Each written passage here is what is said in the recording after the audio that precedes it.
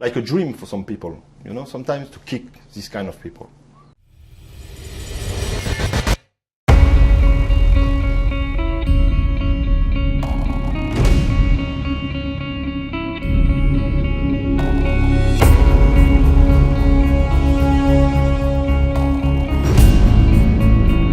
I prefer to look forward.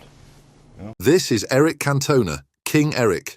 You've all heard the name whispered in reverence by Manchester United fans, cursed under the breath of rival supporters. The enigmatic Frenchman, the man who redefined what it meant to be a footballer, both on and off the pitch. A maestro with the ball at his feet, a philosopher with a microphone in his hand, and a kung fu master when provoked. Sounds pretty weird, right? Well, King Eric's career has been pretty wild. Let's unpack it like a few cans of beer. Eric Cantona, the enigmatic Frenchman who graced the Premier League with his brilliance and his, well, let's call it unique personality. Born in Marseille back in '66, Eric was destined for greatness. His mum was a Spanish seamstress and his dad a nurse and artist. Talk about a creative mix. But there's more to Eric's roots than meets the eye. His granddad, on his mum's side, Pere Raurich, was a fighter in the Spanish Civil War. Sadly, he got injured and had to escape to France with his wife. They ended up settling in Marseille, where Eric was eventually born. And let's not forget his Italian roots on his dad's side. His granddad hailed from Sardinia. He started out kicking a ball about for his local team, So Cagliolei, a proper breeding ground for talent, that one. At first, young Eric fancied himself as a goalkeeper, following in his dad's footsteps.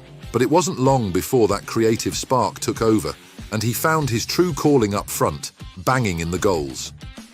His first professional gig was at Auxerre. 2 years in the youth team, then bam. He made his debut in '83. But then, like every lad back in the day, national service came calling. Still, he bagged his first goal for Auxerre in '85 and showed everyone a glimpse of his brilliance. Next up, a loan spell at Martigues, then back to Auxerre where he signed a pro contract in '86. He was even called up to the French national team, not bad for a lad from Marseille, but Cantona's controversies started to brew after a single encounter with a fan. Before we get into the nitty-gritty, make sure to like and subscribe. With that said, let's get back to the video. Things got a bit tasty. Cantona's fiery temper got the better of him, and he landed a kicked-up a fuss. He was part of the French under-21 side that won the Euros in '88, even scoring a hat-trick against England's youngsters. That performance caught the eye of Marseille, and they splashed the cash to bring him back home. He was part of the French under-21 side that won the Euros in '88, even scoring a hat-trick against England's youngsters. That performance caught the eye of Marseille, and they splashed the cash to bring him back home. But Marseille wasn't all sunshine and roses. Eric kicked off during a friendly, booting the ball into the crowd and ripping his shirt off. The club banned him for a month. And just a few months before that, he'd been banned from international matches for a year after having a pop at the national coach on telly. So off he went on loan to Bordeaux, then Montpellier. Another bust-up, this time chucking his boots at a teammate's face. 6 players wanted him sacked, but luckily, a few mates stuck up for him, and he stayed put. He even helped them win the French Cup, proving his worth. Back to Marseille he went, but it didn't last long. Another transfer, this time to Nimes. Then, in '91, he lost his cool again, throwing the ball at the ref. Banned for a month, then 2 months after calling the disciplinary panel a bunch of idiots. That's when he decided to hang up his boots, but thankfully, Michel Platini, the French legend, convinced him to give it another go. And so, on the advice of his shrink, he packed his bags and headed for England, and then started the reign of King Eric. Right, so January 1992, Cantona rocks up at Leeds United. A loan deal at first, a cheeky £100,000 to Nimes, then another £900,000 if they wanted to keep him permanently. Bargain, right? Fast forward to August, the FA Charity Shield. Leeds were missing a few key players, but Cantona stepped up. Hat-trick against Liverpool, the first one in the Charity Shield since Tommy Taylor back in '57. Talk about making an entrance. But then things took a bit of a turn. Wilkinson, the Leeds gaffer, fancied a more direct approach. Cantona found himself warming the bench. Leeds lost and Eric, well, he wasn't happy. He scarpered back to France, leaving before the match even kicked off. He got a start against Manchester City in November, but the whole team was rubbish. Then, a couple of shockers against Watford knocked Leeds out of the League Cup. Wilkinson copped the blame, even though Cantona wasn't exactly pulling up any trees. Eric scored for France against Finland, but Wilkinson dropped him anyway, blaming a dodgy groin. Leeds won 3-0 against Arsenal, and Cantona was fuming. He refused to train, faxed in a transfer request, and said he wanted to go to Manchester United, Liverpool. 6th November 1990. Leeds were after Dennis Irwin, but Sir Alex Ferguson saw his chance and snapped up Cantona instead. King Eric was now at Old Trafford. Cantona arrived at Old Trafford a bit too late to play in United's 1-0 win against Arsenal on the 28th of November, but he was there in the stands at Highbury, soaking it all in. His first appearance in a United shirt was on the 1st of December, Eusebio's 50th birthday. He wore the number 10, mind you. His proper debut came a few days later, coming on as a sub against Manchester City at Old Trafford. Didn't exactly set the world alight that day. Cantona walked into the Cliff, United's old training ground, and had the lads mesmerised. He barely said a word, but his aura, his presence, it was something else. In his first season, the first of the Premier League era, he instilled a new mentality at United, attacking football, flair, aggression, and an absolute refusal to lose. United had been struggling before Cantona arrived. Big spenders like Aston Villa and Blackburn were miles ahead, and even Norwich and QPR were giving them a run for their money. Goals were hard to come by, and it had cost them the title the season before. Cantona changed everything. He slotted in alongside Mark Hughes, McClare moved to midfield, and suddenly United were flying. Cantona wasn't just scoring goals, he was creating them too. His first United goal came in a 1-1 draw against Chelsea, and his second on Boxing Day in a mad 3-3 draw against Sheffield Wednesday. They were 3-0 down at one point, but Cantona inspired them to a comeback. Back at Elland Road a few weeks later, Cantona got into a bit of a spat. Cantona's back at his old stomping ground, playing for United this time. The Leeds fans, they weren't exactly giving him a warm welcome. There was booing, jeering, the whole lot. And then it happened. Cantona lost his cool. A fan said something, we don't know exactly what, but it must have been a right corker. Eric turned, looked him straight in the eye and gobbed right at him. The crowd went wild. The cameras caught it all. There was no denying it. The FA came down on him like a ton of bricks, slapped him with a $1,000 fine. Now, some say it was a disgrace, a stain on the game. Others reckon it was just Eric being Eric. A bit of passion, a bit of fire, a bit of up yours to the Leeds lot. The 1993-94 season was a belter for United and Cantona. They kept hold of the Premier League title, and Eric's 2 penalties helped them thrash Chelsea 4-0 in the FA Cup final. Mind you, they did lose the League Cup final to Aston Villa, but hey, you can't win them all. Cantona was on fire that season. He bagged the PFA Player of the Year award and finished as United's top scorer with 25 goals in all competitions. But even King Eric couldn't escape a bit of controversy. He got sent off in the Champions League against Galatasaray and then got his marching orders in 2 league games in a row against Swindon and Arsenal. That earned him a 5-match ban, including the FA Cup semi-final against Oldham. United drew that one 1-1, but Cantona was back for the replay and helped them win 4-1. Now, this was the first season of squad numbers in the Premier League. Cantona got the number 7 shirt, which had been worn by legends like George Best and Brian Robson. Talk about pressure. But he carried it off with style. He even bagged a brace against Aston Villa in December, putting United 13 points clear at the top of the league. They ended up winning it by 8 points, and Cantona was their top scorer again with 26 goals. But Cantona's misbehaviour on the field went a step higher in the following season. The infamous Kung Fu kick. The 1994-95 season kicked off with United chasing a 3rd league title on the trot. And for the first half of the season, things were looking rosy. They started with a bang, beating Blackburn 2-0 in the Charity Shield at Wembley. Cantona even slotted home a penalty. Eric was banging in the goals left, right and centre, and United were hot on the heels of Blackburn, who were top of the table for most of the season. They even hammered them 4-2 at Ewood Park in October, with Cantona getting on the scoresheet. Then, in November, came that unforgettable 5-0 derby win over City. Cantona was at it again, finding the back of the net, and in January '95, he scored the winner against Blackburn at Old Trafford, making the title race even tighter. He'd already bagged 12 league goals by then, and with a win in the FA Cup third round against Sheffield United, a double was on the cards. The arrival of Andy Cole from Newcastle in January shook English football to its core. It was an away match against Crystal Palace, and Cantona was having a frustrating night. Richard Shaw, the Palace defender, was marking him like a shadow, and Eric was getting wound up. Then it all boiled over. Cantona lashed out, kicking Shaw. Red card, no arguments. But as he was walking off the pitch, something snapped. A Palace fan, Matthew Simmons, ran down the stairs, shouting abuse at Cantona. "Sod off back to France, you French B-word," is the most family-friendly way we can put it. Off into the crowd, kung fu style, kicking Simmons with all his might. It was brutal.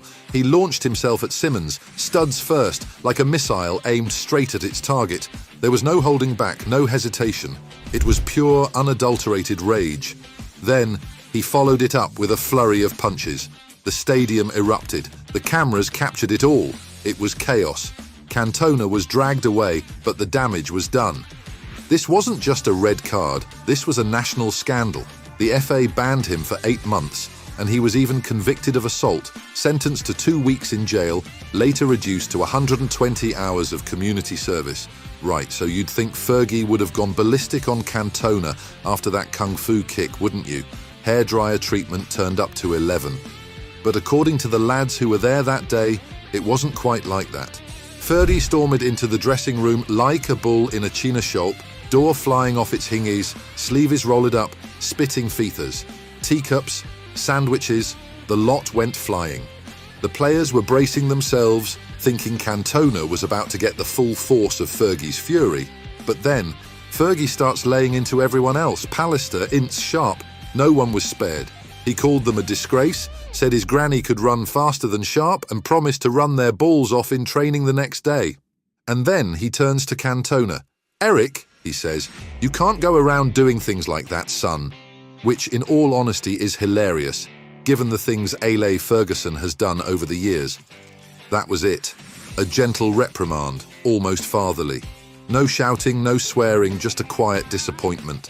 It's like he knew Cantona was already dealing with enough, and a hairdryer treatment would only make things worse.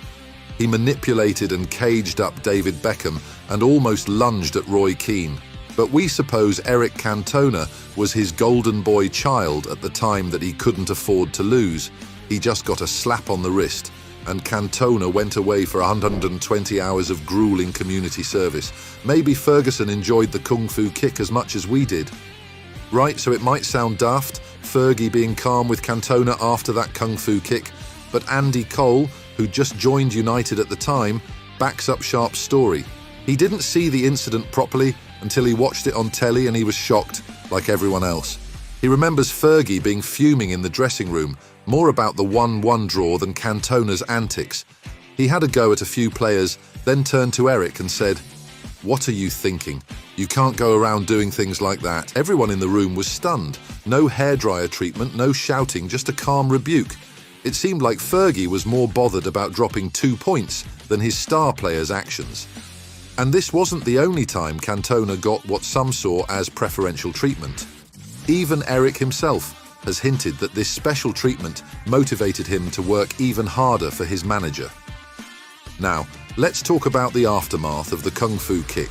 Cantona was arrested, pleaded guilty to assault, and got a 2-week jail sentence, later reduced to community service.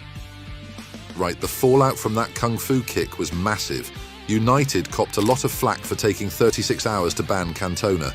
The papers went to town. The Mirror called it "The night football died of shame," labelled Cantona a madman, and the Express accused him of absolute thuggery in front of children. Even Brian Clough, the outspoken former Forest gaffer, piped up, saying he'd have cut his crown jewels off. Yikes. The kick was replayed over and over on telly 93 times in just 2 days. It was the talk of the nation. And Cantona? Well, he later said he had just one regret. "I would have loved to have kicked him harder. 0-0-1-0-17. What did the man himself have to say? Well, Cantona wasn't one for mincing his words, was he? After the court case, United were desperate for him to face the press. He wasn't keen, but they insisted.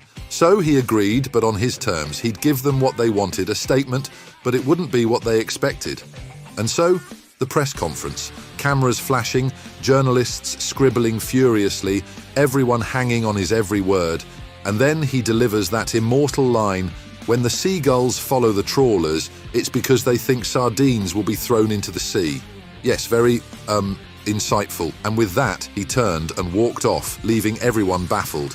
It was classic Cantona, enigmatic, philosophical, and just a little bit bonkers.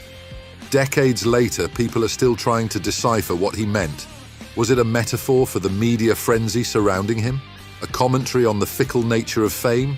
Or just a load of old nonsense? Right, so after all these years of everyone trying to figure out what that seagull quote meant, the man himself has finally spilled the beans.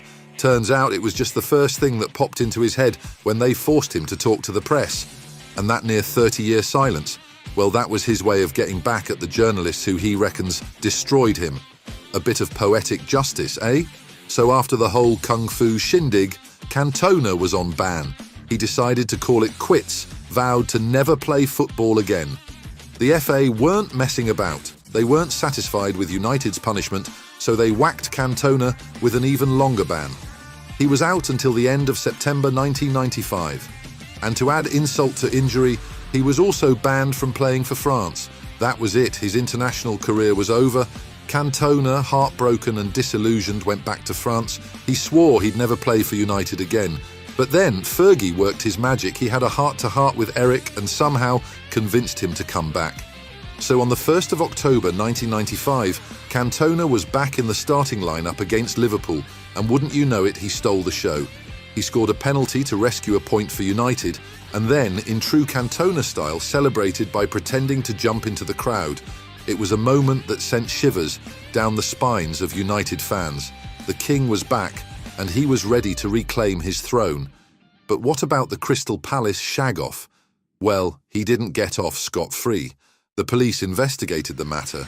While Cantona was facing the music, Simmons, the bloke he'd kicked, was also hauled into court.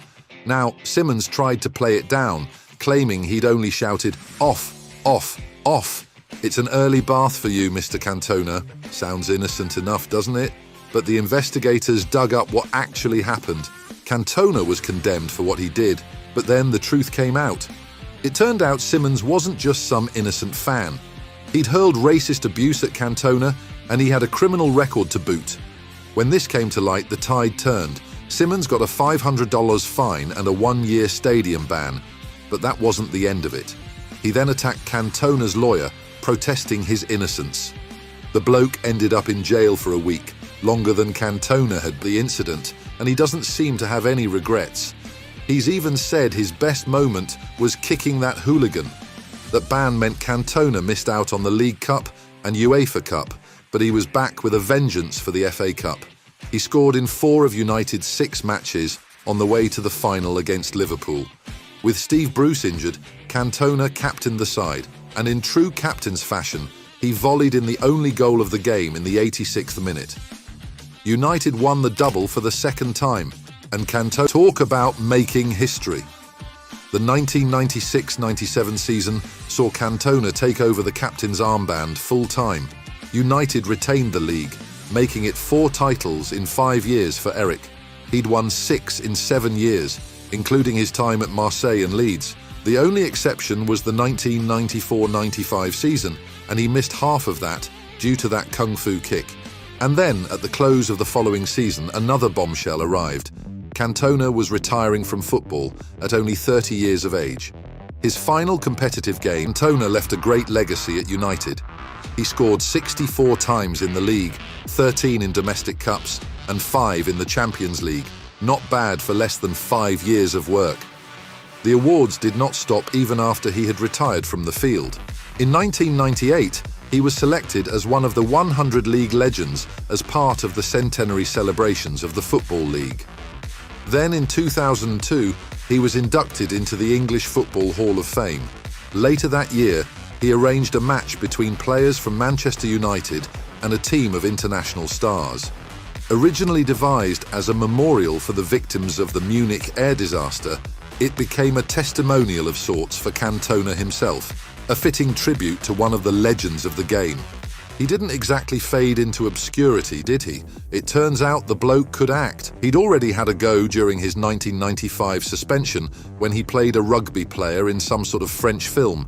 Then, in the late 90s, he cropped up as a French ambassador in the English film Elizabeth. He even directed a short film in 2002 called Apporte-moi ton amour. It wasn't until 2009 that he came to real prominence with Ken Loach's Looking for Eric, heat-warming film in Liam Gallagher's music video for Once. Talk about staying relevant. But that wasn't all. Cantona was a bit of a Nike pin-up boy too. He starred in loads of their commercials, one of which had the cheeky slogan, "1966 was a great year for English football. Eric was born." Yeah, that's right. The year England won the World Cup. He was also in that really famous Good vs. Evil advertisement, playing with legends like Ronaldo and Maldini.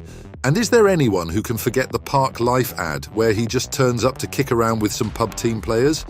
Even after he had retired, he continued to crop up in Nike advertisements, normally as a sort of older statesman-like figure in football. He even did some ads for Eurostar and Irish Euro Millions. He was everywhere, that bloke, but his real passion after football was beach soccer. He captained the national team of France, and they even won the World Cup in 2005. He managed them for a few years too, with some decent success. He has also had a brief spell with the New York Cosmos as their director of soccer. That too ended in a bit of a bust-up, with Cantona suing them for unpaid wages. Cantona had some beautiful words to say when he quit the game. "When you quit football, it is not easy. Your life becomes difficult," he said. "I should know because sometimes I feel I quit too young." He loved the game, but he'd lost that fire in his belly. He didn't want to go to bed early, miss out on nights out with his mates, or give up the good stuff. He wanted to live life to the full, and football was getting in the way. It's a sentiment a lot of us can relate to, isn't it? That feeling of wanting to break free, to do your own thing, even if it means giving up something you love. Then, in 2004, he talked about how much he cherished the fans singing his name, but he also worried that one day they'd stop. "I fear it because I love it," he said. And everything you love, you fear you will lose. That's it for this one. If you loved King Eric's footy story, make sure to check out our other videos. Till then, see you next time.